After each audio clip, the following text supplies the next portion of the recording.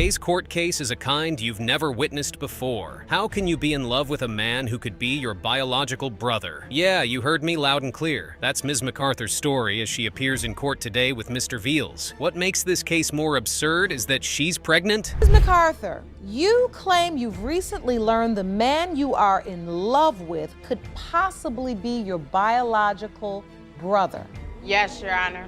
Now, Mr. Veals, you agree that this discovery has turned your lives upside down. This young couple initially lived in different cities but got together through a mutual friend. Their love story was epic from the beginning until they attended a family reunion. Then everything changed and their world was turned upside down. We have a mutual friend that he came out to Pennsylvania with from Texas, and me and him started seeing each other on the side. Like, I didn't know anything about him being my brother or anything. Then me and him ended up getting serious, and he ended up moving in with me. Now, you would be wondering how it's possible to date your sister without even knowing. But Mr. Veals isn't to be blamed for this predicament he and his potential sister are facing. As it turns out, he's been without his father from a very young age. Also, he never had a real connection with his father's family members. Knew your father? Last time I seen my father, I was around 4 years old. So I never really had, like, you know what I'm saying, a relationship with him. Like, I never really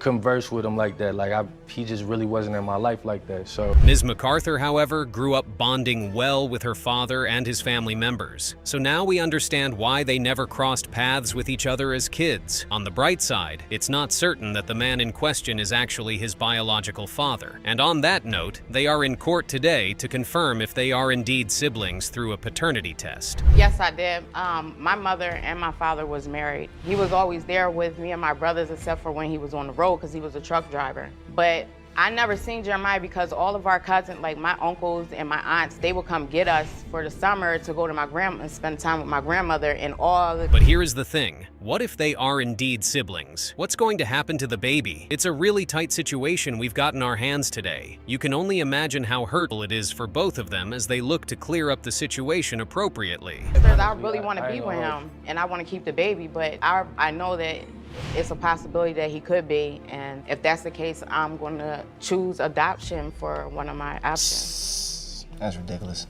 Like, honestly, this whole situation really makes me... What makes the situation more complicated is Mr. Veals' baby pictures. They fuel Ms. MacArthur's doubts that he could indeed be her biological brother. Well, I hope he isn't, for the baby's sake, and for the sake of the beautiful relationship they've built together, because it's evident that they are genuinely in love with each other. See, like, his baby pictures, some of them look like my little brother's pictures.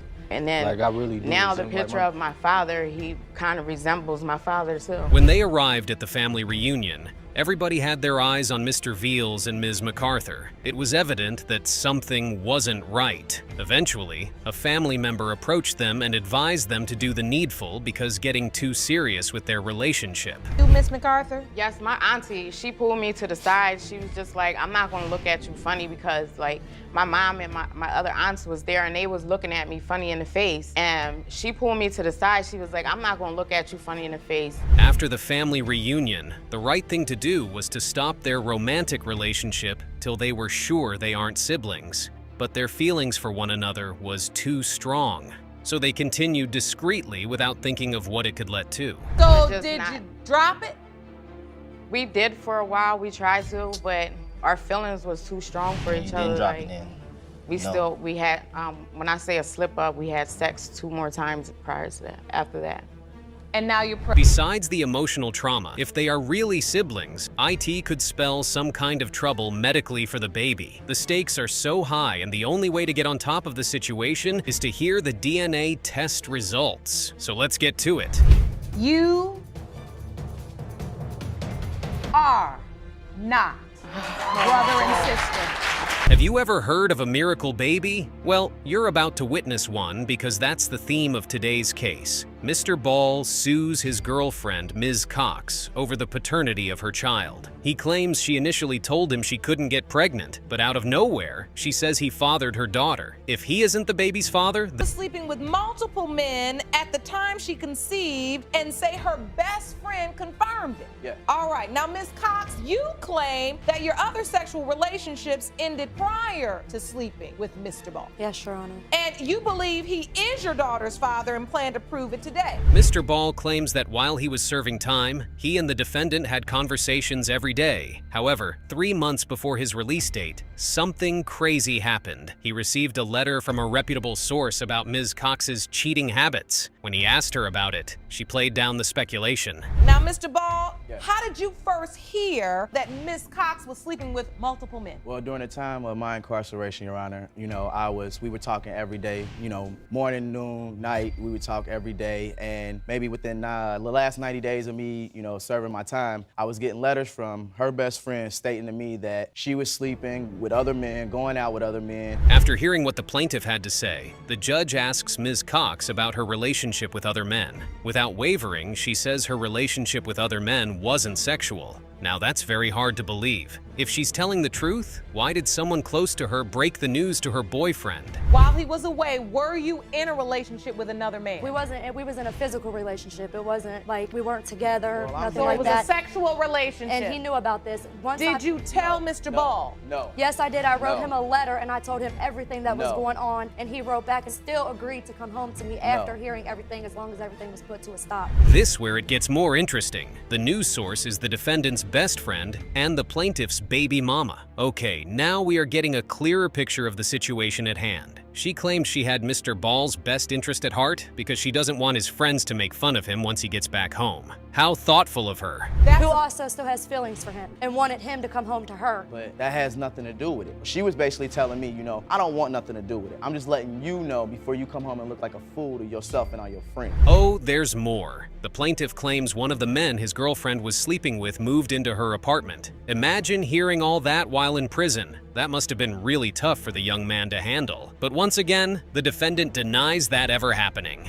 So I told her, this is what I'm hearing. Now, what she says about it being just a physical thing, what I'm hearing is this guy was living there, he was staying there, he had keys to the place, she put him out the day before I came home. Mr. Ball says that his girlfriend's cheating habit didn't stop when he got home. Whoa, how crazy is that? He attests that there was a day he dropped her off at her mom's house, and when he went back to pick her, she was acting weird. When they got back home, she went to bed because she was tired. But while she was asleep, her phone rang, and you couldn't have guessed what happened. Mr. Ball, when you got home, did you have any other indication that she was cheating? Yes, I did. How was that when Yes, I I was with did. you every second well, of the day? you were every second? I was so with you every second forgot of the about the day. time where I You were dropped you off using at your my car, mom's? You forgot about the time I dropped you off at your mom's house and we got into that big incident where I dropped you off at your mom's house, went and got my haircut. Within a time of me going to get my haircut, coming back and picking her That's when up. the text message When I got her, when I picked her up. Oh, that wasn't the only time the truth came to Mr. Ball. He saw different pictures of his woman with multiple dudes on the computer. Can you beat that? Why would she keep pictures of her time with other men on her home computer while her boyfriend is around? Oh, I think it's a miracle they are still together after so much drama. Did you have any other proof that she was still cheating? Okay, one day I was at home on the internet, grabbing pictures off of our computer, and I pull up a picture, not one picture, but multiple pictures. Hanging out with the guy. He knew about the guy. Of her, and not only just that guy, another guy. No, and another guy. And I asked her about it. So let me ask you this, what was in the pictures? You wouldn't believe what comes next. Mr. Ball got Ms. Cox's best friend pregnant, and she didn't know it was his until the delivery date was a few weeks away. Yet she stood by him and helped take care of the baby. What is crazier is that it's the same supposed best friend that sent him letters about her infidelity while he was in prison. He has literally labeled her a white bitch all day, whereas he has hurt her in more ways than she could possibly hurt him. You slept with behind my back. Not at all. Yes, you did. Not at all. Yes, you did. Not at all. My supposed to be best friend at the time Supposed was to be. living with us, and she was sleeping with him and his cousin at the same time. And she got pregnant And how and many lied to times? me the whole time she was pregnant that the baby was not his, it was his cousin's. When the baby finally did come back to be his, when the baby was like 6 or 7 months old, that's when she finally broke down and told me. And you know what? I was still her friend, and I was still there for his child, taking care of his child. It came to light that Mr. Ball did something utterly unspeakable to Ms. Cox and her daughter when her mom stepped upon the podium for her testimony. He threw the young woman, her baby, and their gifts out in the snow during Christmas. Now, there's an argument that he wouldn't have done that to her if she was black, because black women aren't so submissive. Whoa! How racist is that? I really saw his true colors in December of 2011 when he kicked my daughter and grandbaby out in the snow with all their gifts. I'm not being racist, but he knows he can get away with this because these girls are white and more submissive. He would never try this with a black girl. Hearing the testimonies from both sides, it's hard to tell if Mr. Ball is indeed the baby's biological father or not. I think now is a good time to hear the test results. Let's have it. Mr. Ball, you are her father. Is that the news you wanted? Yes. So understand this. Whatever the doubt has stopped you, blocked you from doing, from fully... Grab your popcorn and get comfy on your sofa because you're about to watch a jaw-dropping piece of drama. Today's court case is about two identical twin brothers and their potential baby mama. Yeah, that's right. One of these men could be the biological father of Ms. Williams' baby. Astonishingly, the defendant believes she only had sex with one of these men. Let's find out how they got here together. Mr. Watson appears before Judge Lake to prove that he didn't father Ms. Mahoney's son, Kevin. The plaintiff believes his white girlfriend was in a sexual relationship with other men besides him. Whoa, that's a strong allegation. But the defendant denies sleeping with other men, so it's his words against hers. Mr. Watson, you are in court to prove that you are not the biological father of the defendant's 4-year-old son, Kevin. You say that while you were away, Ms. Mahoney was having sexual relationships with 2 different men, and either of them could be the father. Yes, Your Honor. Ms. Mahoney, you say you are 99.999% sure that Mr. Watson is the father. The outcome of this DNA test means so much to this biracial couple because they've come such a long way together. Ms. Mahoney attests that her fiancé treats Kevin harshly at times because of his doubts. We understand how you feel, mister, but that's an unfair way to treat an innocent child. I've known her since we were kids.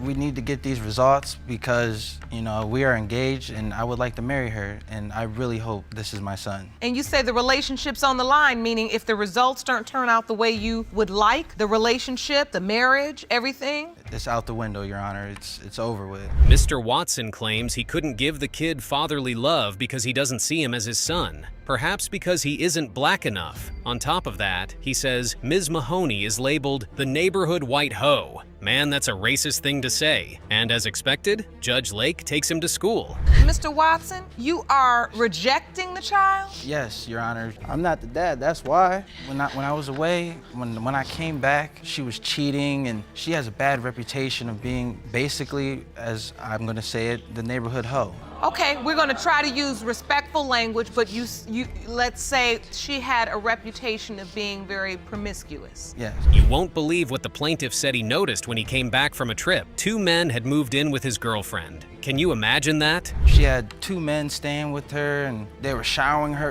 her with gifts and taking care of her. Now, me as a man personally, I'm not gonna do that for no woman. Being a man, though, you should have left me. I never left. Ms. Mahoney, did you have 2 men living with you? Yes, ma'am. You did? I had no job. I had nothing to fend for myself. They were close family friends, and they just wanted to help me help them. Ms. Mahoney claims she has no sexual relations with either of the men in question. But funny enough, one of them told her boyfriend otherwise.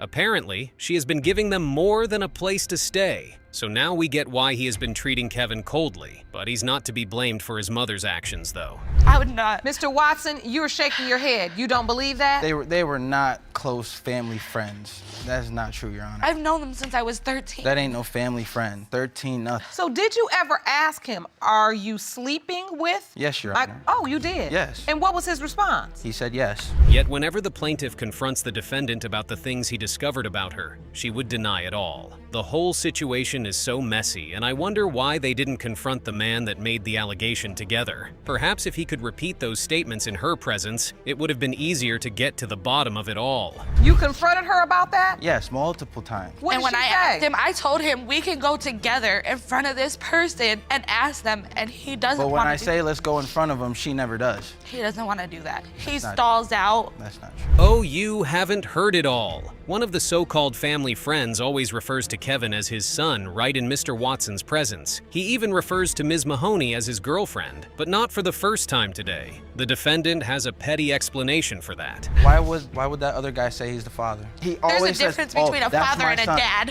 Just know that. What you mean? He the one talking about that. That's his kid. He provided for him. Okay, I was away. I couldn't. When I called you and he was hungry, then what? I was away. There was nothing I could do. Like I said, there's a difference between being a father so and if he was my kid, so bring other men around my kid? The whole time, we thought Miss Mahoney was the only guilty party. Boy, were we wrong. Mr. Watson had sexual relations with a former friend of the defendant's, and this woman told him some horrible things about his girlfriend, which he believed to be true. Now that's crazy. Her and her friend fell out, you know, and the friend called me one day and was like, I want to tell you everything. And she basically told me everything, how she was What she did was lie to you because you and her had sexual intercourse. No. Did you not? No, we did not. No, that did not happen? No, we did not have sex. What did her friend tell you, Mr. Watson? The friend told me how she was sleeping with multiple men, plus the two staying with her. As it turns out, they once had a DNA test before coming to the paternity court, and the results showed that Mr. Watson is Kevin's biological father. However, Mr. Watson doubts the legitimacy of the result, and he has his reasons. Hey, we got DNA. You took a DNA test? Yes, ma'am. What happened? I went and was on government assistance and child support. We have to comply with them. And they asked me who the father was. I told them who he was, and he ran from all the things. Then finally they found him and had him go up there and take the DNA. We can go on with this hearing all day, and we still won't get to the root of this matter. At this point, I think it's time to hear the judge read out the results. Prepare yourself for what is to come. Mr. Watson, you are the father. See? I love you so much. I'm sorry, baby. I love you.